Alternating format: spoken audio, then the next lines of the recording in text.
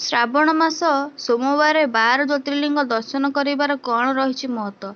ଶ୍ରାବଣ ମାସରୁ ଚତୁର୍ମାସ ଆରମ୍ଭ ହୋଇଥାଏ ଏବଂ ଭଗବାନ ବିଷ୍ଣୁ ଯୋଗ ନିଦ୍ରାରେ ଥିବାରୁ ମହାଦେବଙ୍କ ଉପରେ ସୃଷ୍ଟିର ସମସ୍ତ ପାଳନ ଭାର ରହିଥାଏ। ତେଣୁ ଏହି ମାସରେ ଶୈବ ଉପାସକମାନେ ପ୍ରତି ସୋମବାର ଦିନ ଶୈବପୀଠଗୁଡ଼ିକରେ ମହାଦେବଙ୍କୁ ଜଳ ଲାଗି କରିଥାନ୍ତି ଓ କାଉଡ଼ିଆ ଯାତ୍ରା ଆରମ୍ଭ ହୋଇଥାଏ। ଶୈବ ପୁରାଣ ଅନୁସାରେ ଏହି ମାସରେ ଯେଉଁ ବ୍ୟକ୍ତି 12 ଜ୍ୟୋତିର୍ଲିଙ୍ଗର ଦର୍ଶନ କରିଥାଏ ତାହାର 7 ଜନ୍ମର ସମସ୍ତ ପାପ ଦୂର ହୋଇଥାଏ। ସେଗୁଡ଼ିକ ହେଲା ସୋମନାଥ ଜ୍ୟୋତିର୍ଲିଙ୍ଗ। ଗୁଜରାଟରେ ଥିବା ସୋମନାଥ ଜ୍ୟୋତିର୍ଲିଙ୍ଗ 12ଟି ଜ୍ୟୋତିର୍ଲିଙ୍ଗ ମଧ୍ୟରୁ ପ୍ରଥମ ଅଟେ। ପୁରାଣରେ ବର୍ଣ୍ଣନା ଅନୁସାରେ ଏହି ସୋମନାଥ ଜ୍ୟୋତିର୍ଲିଙ୍ଗକୁ ସ୍ୱୟଂ ଚନ୍ଦ୍ରଦେବ ନିର୍ମାଣ କରିଥିଲେ ଏବଂ ଅଭିଶାପରୁ ମୁକ୍ତି ପାଇଥିଲେ। ମଲ୍ଲିକାର୍ଜୁନ ଜ୍ୟୋତିର୍ଲିଙ୍ଗ ଆନ୍ଧ୍ରପ୍ରଦେଶରେ ଅବସ୍ଥିତ ମଲ୍ଲିକାର୍ଜୁନ ଜ୍ୟୋତିର୍ଲିଙ୍ଗ ଦକ୍ଷିଣ ଭାରତର କୈଳାସ ମଧ୍ୟ କୁହାଯାଏ। ଏହି ଶିବଲିଙ୍ଗରେ ଶିବ ଶକ୍ତି ଉଭୟ ବିରାଜମାନ ରହିଛନ୍ତି। ମହାକାଳେଶ୍ୱର ଜ୍ୟୋତିର୍ଲିଙ୍ଗ ମଧ୍ୟପ୍ରଦେଶର ଉଜ୍ଜୟିନୀରେ ନଦୀ କୂଳରେ ଏହା ଅବସ୍ଥିତ। ଏହାଠାରେ କୁମ୍ଭ ମେଳା ହୋଇଥାଏ।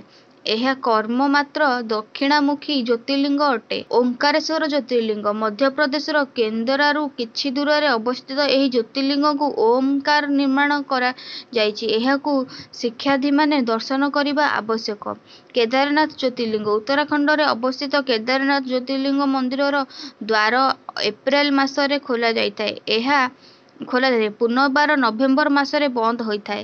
ମାନ୍ୟତା ରହିଛି ଯେ ଏଠାରେ ମହାଦେବ ପାଣ୍ଡବମାନଙ୍କୁ ଦର୍ଶନ ଦେଇଥିଲେ। ଭୀମାଶଙ୍କର ଜ୍ୟୋତିର୍ଲିଙ୍ଗ ମହାରାଷ୍ଟ୍ରର ପୁନେ ସ୍ଥିତ। ଏହି ଶିବଲିଙ୍ଗଙ୍କ ସମ୍ପର୍କ ରାମାୟଣ ଯୁଗ ସହିତ ରହିଛି।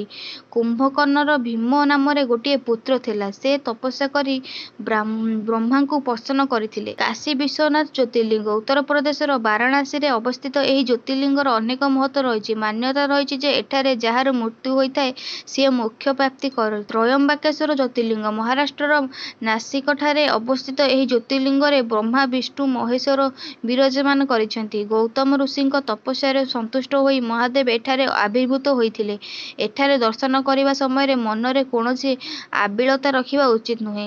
ବୈଦ୍ୟନାଥ ଜ୍ୟୋତିର୍ଲିଙ୍ଗ ଝାଡ଼ଖଣ୍ଡ ଦେବଘରରେ ଏହି ଜ୍ୟୋତିର୍ଲିଙ୍ଗ ଅବସ୍ଥିତ। ଏଠାରେ ରାବଣ ମହାଦେବଙ୍କୁ ସନ୍ତୁଷ୍ଟ କରିବା ପାଇଁ ନିଜର 9ଟି ମସ୍ତକ ଛେଦନ କରିଥିଲା ଏବଂ ମହାଦେବଙ୍କୁ ଅର୍ପଣ କରିଥିଲା। ନାଗେଶ୍ୱର ଜ୍ୟୋତିର୍ଲିଙ୍ଗ ଏହି ଜ୍ୟୋତିର୍ଲିଙ୍ଗଟି ଗୁଜରାଟର ଦ୍ୱାରିକାରେ ଅବସ୍ଥିତ। ଶିବ ପୁରାଣ ଅନୁସାରେ ମହାଦେବଙ୍କ ଗୋଟିଏ ନାମ ହେଉଛି ନାଗେଶ୍ୱର ଯାହାର ଅର୍ଥ ନାଗମାନଙ୍କର ଈଶ୍ୱର।